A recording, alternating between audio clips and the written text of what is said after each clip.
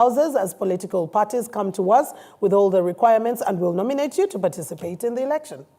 I really didn't want to put a heavy one on the Electoral Commission at the introduction of this conversation. But yes, in terms of the determination following a meeting on Sunday and their letter of Monday, as far as I'm concerned, they did the best of what they should do as the regulator of political parties and organizations. And also on Sunday, I told them so. But if you broaden the context of these, away from the challenges facing us and away from our responsibility as a political party, including most of our leaders who breach the Constitution, play impunity, people like myself who's got the burden of trying to bring us together and give and take in the process. Other players are there, and of course people will give blames and excuses. But in context, the Electoral Commission in a way also has an element of responsibility.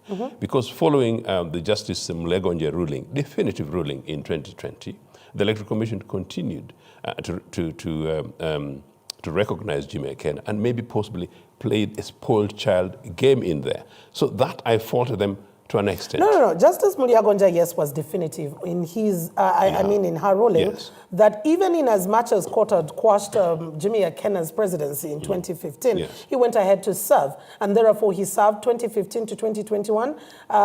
Thereabout, the 2 terms had ended. But there is also currently another objection to Jimmy Akena's need for a 3rd term. The Electoral Commission was massively impressive, definitive, and fairly detailed as far as this current ruling is concerned. But I'm saying it's not clean because it disregarded the Mlegonja ruling of 2020. In any case, by allowing and recognizing because there was Jimmy a new case. to continue. No, in a way, Mlegonja asked for fresh elections, ordered for fresh elections, in fact. And that fresh elections is the election in which I come in. So I came in 2020, I was not part of this, participated in the election in which Akena didn't participate. Walubiri, Dixon Opul, and Dan Okello participated. I won those elections. It was fudged, typically, and that's how I've ended up in court. But from the perspective of the decision of the Electoral Commission in their letter on Monday, they had no option but to decline, unfortunately, Jim Akena's nomination, and most importantly, also, Dennis Enap's nomination. Dennis Enap emerged out of the illegality of Jim Akena, challenged Jim Akena, quite rightly got an order sort of in his favor, but not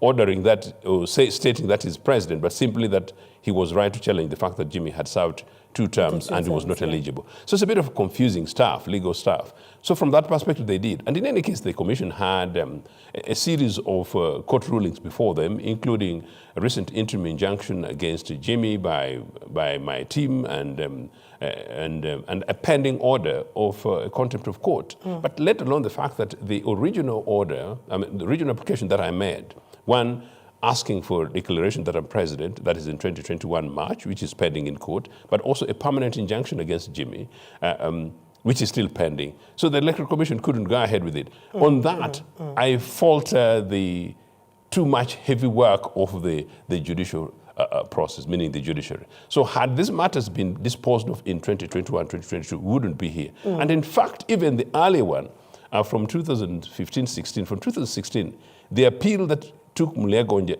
to September 2020, you could argue, had it been disposed of in 2016, 2017, we wouldn't have been here. I am saying that in a way, whereas these are internal UPC matters, systems and structures and institutions and some of the delays and possibly manipulations by other players and forces cannot be dismissed, so, which is really very unfortunate for a democratic process. But final thing I said, I told the Electoral Commission on Sunday that if the 1980 general elections, the first election I participated in as a young 18-year-old, and the 1980 general election, which was possibly the last free, fair, open, democratic election that took a president to State House, and if that's the election that also took some people to the bush, allegedly for rigged elections, it puts the Electoral Commission on the spotlight. So it's absolutely their responsibility to make sure that they do the best, the right thing, and are seen to be doing the right thing. So as of Monday, they did fine, as far as I'm concerned. And in fact, as of Tuesday and Wednesday, the process of nominations, looking at what happened the other time, they pass.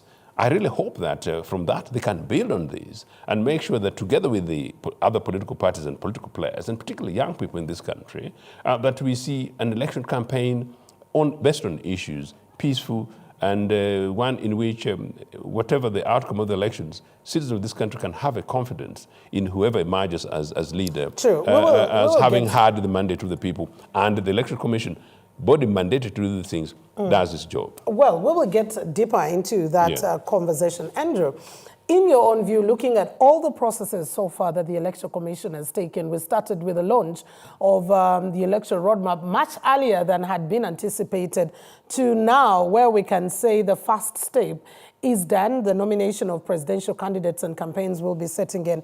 Do you think it has passed the test, and what measures would you be able to use in that? Thank you, Mildred. I think the Electoral Commission has passed the test. Okay. To those that have been following the politics before, this one was more clear and elaborate. The only issue comes in that most of the people did not prepare. This is like an exam, and you must prepare for it. We have seen UNEB prepare the learners. We have seen PLE exam set, and there is always a deadline. Yeah. So in circumstances where the EC puts it clear that the deadline is stipulated by the law, the days are 2, the time is actually mentioned as well, and you fail to beat the deadline, you fail to meet the criteria required, it does not give you a safe haven. So to the majority that failed to pass the test, it was their own failure to prepare. EC did its role, did its mandate, and I think they passed the test. Okay. What yardsticks would you be able to use in that regard, especially with the determination of processes that Electoral Commission has taken and how they've handled the different political parties and aspirants? Unlike the previous ones, where we have seen a lot of disparities, we have seen a lot of actually tear gas. This time, Electoral Commission did better than usual. They had set out clear guidelines, and we did not see too much of the chaos we have seen before, which we could attribute to the ruling government, leaning so much close to the ruling government. This time round, they set their guidelines, and I think even the police did a great job in the context of ensuring that these different candidates find their event a bit adducible than the usual one. All right, thank you very much, Andrew. Mr. Cheno, let's get now to the real task ahead for the Electoral Commission, because that's where the test of the pudding comes in, that we are done. We're sending out the candidates. For now, it is the presidential candidates. And we've had instances where, even with the last election, instances where the candidates are complaining that the Electoral Commission is not coming through, they're being brutalized by the police, and Electoral Commission is standing aloof. What is the real task ahead? That after the election, probably we'll also be asking the same question, whether Electoral Commission has passed the test, and probably the answer may end up different, depending. I had a courteous call to the chairman of the Electoral Commission, and I had a conversation with him quite some time ago, courteously, and had conversations with him about matters of perception or public opinion. And he gave me good time. I hope that as a matter of lesson for them, that they've learned from the past, and that they're able to do the best of what they said, as I said, to ensure that some of the issues that happened before do not happen. But let me tell you that before I delve into that, I have been very concerned that procedurally, although we are praising the processes, many candidates pick nomination forms. My view still is that should still remain, because some people are saying that maybe we should begin by restricting. I think we shouldn't. Maybe we should ask for fees. I think we shouldn't. I think it should be left like that. The criteria of signatories is something that I think needs to be reviewed. 100 for at least 2/3 majority of the... Yes, because when the Constitution was set and designed, we had only about 40 districts. I think for presidential candidates who are preparing, this can be a distraction. But for people who are sufficiently organized like UPC in normal times, it's not a problem. I'm just trying to talk strategically and broadly, and I'll tell you why. Once then you return these forms, I experienced it with Mama Miriam. These businesses where the commission tells you that you've not met the threshold in 30 districts and they can't qualify it and you're not a party and your people are not there verifying why these things have been declined, the involvement of what process and agencies they use. I think I need to bring this at the onset because these are important reviews looking forward if we want to go and get a fair electoral process. I have also heard, I don't have much evidence, I have heard that some candidates, or certainly a candidate, and a female candidate as such, was asked to facilitate a process in which it gets a guarantee that her nomination papers did not have problems. I got very concerned, and I'm saying it on television deliberately. Because she was asked to facilitate? Is that, in essence, asked for a bribe? Sort of, yes. I need to be able to qualify that, but I'm reasonably confident because I got this from the candidate herself. But then number two, we have 8 candidates, and there is no woman.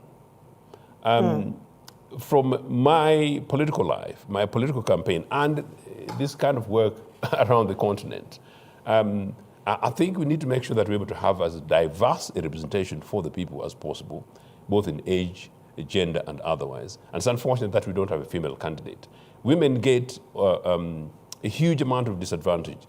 Materially, some of the structural issues my colleague is talking about. But then when it reaches a stage in which possibly a particular female candidate gets blocked or limited by such, it's really unfortunate. Just like I was wanted to say that to make a political point, for example, that I was joking with at the beginning, that UPC is not on the ballot. Between today and the elections, what options are we giving to the people of Uganda?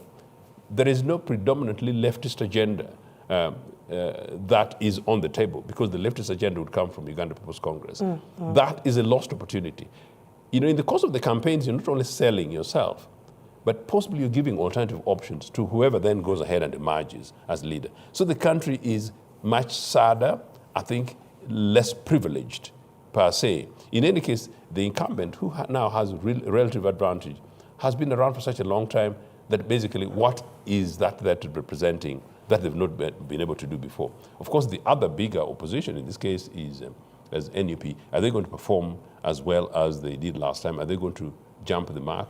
Neither here nor there. Of course, on the circumstances, yes, and in any case, without prejudice to the rest of my other colleagues and friends, including my OB, Ndala Mafabi, what is the offering, and indeed, of course, guys in PFF. So that's an important conversation to be had. But generally, I think in as long as the process is such that there is fairness and fairness seen to be applied, included by you guys in the media, offering reasonably, in fact, equal time slots, both in the private media and particularly in the state media, which must ideally be compulsory. And I hope our friends in the regulators of these medias are watching, because that has not happened as well as it should be beheld. All right, thank you. And coming back to you, Andrew, do you think there's some regulations? Of course, every game has regulations, rules and regulations, but do you think there's some that were an impeding factor to the nomination of some of the candidates? Because right now, we have some of the aspirants who say, I was only missing a few number of signatures, that being an option that needed to come through. It's also a conversation, by the way. We're not only looking at presidential nominations, we're also looking at local council. This is a concern that has also been raised. Has the bar become too high for you to participate, yet it is rather too low in law for you to be able to be eligible? You know, the contradiction between eligibility, but also on what is required for you to participate. Thank you, Mildred. When we look at the quality of the leaders, the quality of the candidates that were rejected, you realize these are people who are just mushrooming and have perhaps not been following so much of what is happening in this realm of politics. You notice that perhaps there are even substandard leaders. So, but there are people like Honorable Nseleko, who's been in Parliament. My brother, the Honorable Nseleko. Nancy Kalembe participated in the last election. With his ecological party, which I actually presume that they had a very good context of what has been happening around, but perhaps they did also not prepare enough. You notice that the same candidates like the Katumba, we had the same candidate even in the last elections, having almost similar issues. However, by then, EC had not set a very good precedent like it has done this time round. They have set a very clear precedent. They have quality of leaders they need. They have even their instruments laid down so clearly. And I think every candidate has seen this and has been following. When you talk about quality, Andrew, to what measure? Because it is the law that we're using. You have a law that is allowing anyone, for as long as they're above 18 and they have a Senior 6 certificate or an equivalent, to participate. And then at some point in time, you have barring, regularities that are supposed to be followed. Aren't you just playing a ping pong? When you look at Section 8 of the Presidential Election Act, it clearly stipulates that the days shall be put in the Gazette, shall be made known to the public and to those that are interested to seek candidature at this given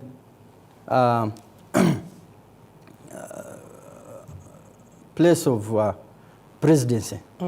So when such a law is clear and it is made known to the people and you fail to fulfill what is required of you, I do not think we have to blame that on the Electoral Commission.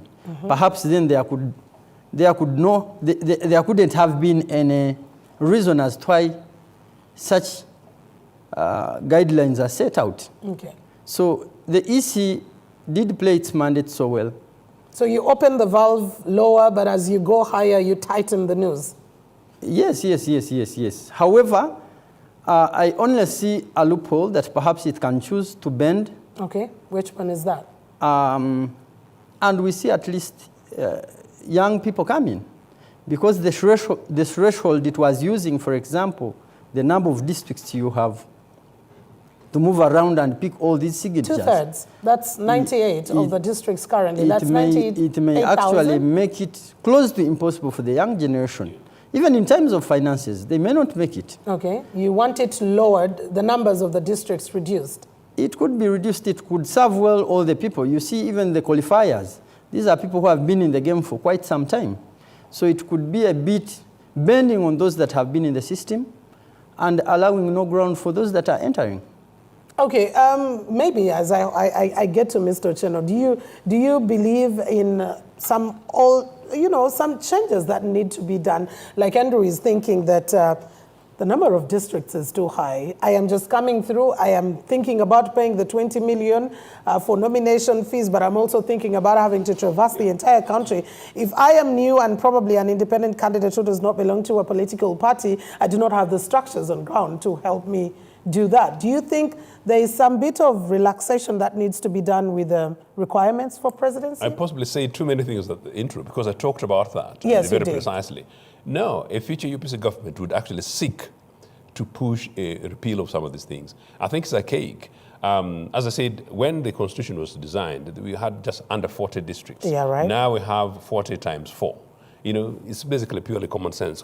And why were they doing that? They were actually trying to taste elements of popularity for candidates at the time. And in any case, we only had about 2, 3, 4 political organizations. My own view is that other than reducing it maybe to a quarter, and maybe you can say that at least those quarters, whatever the numbers, must be seen to be representative nationally. Of the different regions. Yeah, just purely that. But number two, I don't know why you ask Uganda People's Congress to prove that they've got members and representations anywhere across this country. It's purely common sense. No, if you are a student and you're going to sit elections, yes, we know you've been attending class, your teachers probably know you, but you need to provide proof that you paid for the tuition. You need to provide proof, come with your ID. You're making my case. The political party that started in 1952, the political party the only party that has governed this country. But I'm not talking about UPC. I'm simply trying to make work easier for the EC. I'm saying that registered political parties, prove your popularity by bringing the signatures. We make it that easy. No, the popularity is the job of the citizen, the electorate. That will be on the election day. That is, the EC is the regulator. You create an enabling environment for the citizens to watch and see and deliver. I'm just trying to talk about making it easy.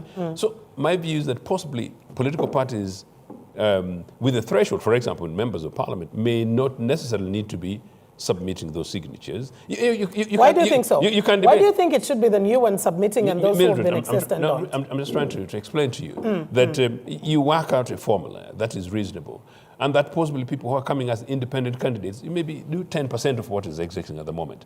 But signatures are neither here nor there. But number two, which is very important, again, a future UPC government would regulate this mess of 20 million Uganda shillings.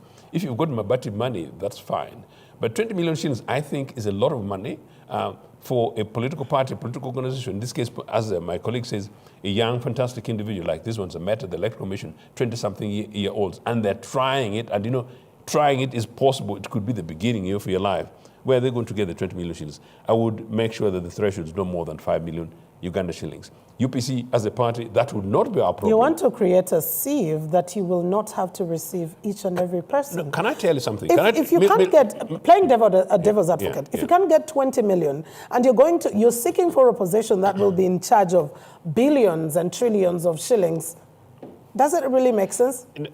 My point is not about our ability. That's why I said UPC's problem is not 20 million shillings, nor would most other established political parties. I'm talking about the principle of it. So remember, for us, we will pay it. But what about the average independent candidate among some of these young ladies? That sort of is what I'm trying to talk about. You know, the monetization of politics and making it so difficult that people are not able to jump the threshold. So that context about money, I think the thing that I would suggest would need to be changed going forward. In any case, you are holding back talent and you're killing opportunity. But let me tell you something else, Mildred. If you go back to normal democracies, it's usually rare that more than 5 political parties and organizations participate. In fact, very rare that we have independent candidates. So maybe as part of a review as Uganda, we need to be looking back inwards in concluding the conversation of 200 or so candidates. That time, because I picked nomination forms, I think I was too busy. You never invited me to a program. So I don't know whether you discussed it. So why are you having 200 people? My view is that when we normalize politics, politics should be and becomes ideological politics. You'll realize that maybe not 3, 4 political parties are actively participating on issues, and maybe 1 or 2 independents. These issues will become irrelevant. Okay. You talked about the issue of the signatures. Money has become one of the other key pointers. What's your view on it? Because some believe if you really can't even raise 20 million, why do you want to be a president? Others believe it is restrictive for younger people, which is even the biggest demography of the country, to be able to participate fully in this. What's your take on the money?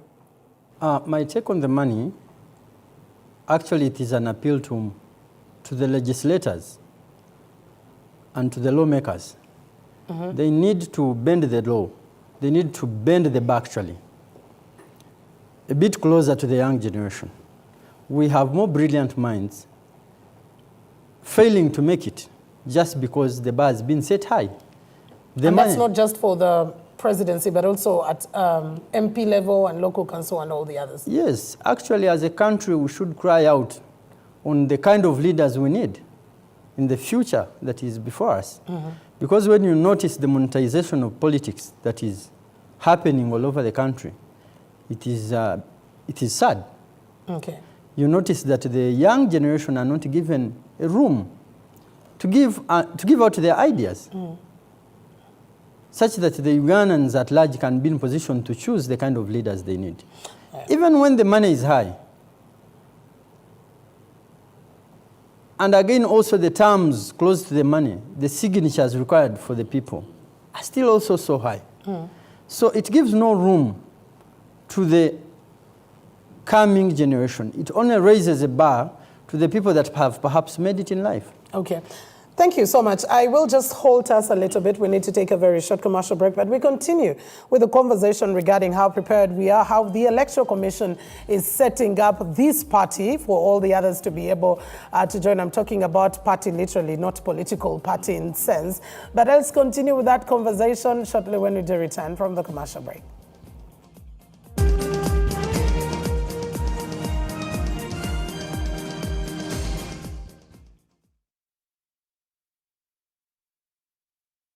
The journey to Uganda's future begins here. A season where voices rise, choices are made, and history is written. Through every campaign, every manifesto, and every vote, we stand, we live, balanced, always. From the campaign trail to the corridors of power, from the streets to the screens in your homes, wherever the story is, we are there. Because in the moments that shape our tomorrow, the nation's heartbeat is formed at one place. NBS, the Political Command Center. KCCA presents the Kampala City Festival 2025, 5th October. Come and join the diverse culture of Kampala. Food, art, music, and much more. Get ready to enjoy a lots of entertainments from big and good artists from all over Uganda. The theme of the day will be culture, innovation, and sustainability. On 5th October 2025, procession will start on Buganda Road near CPS, straight up to Kololo. Proudly sponsored by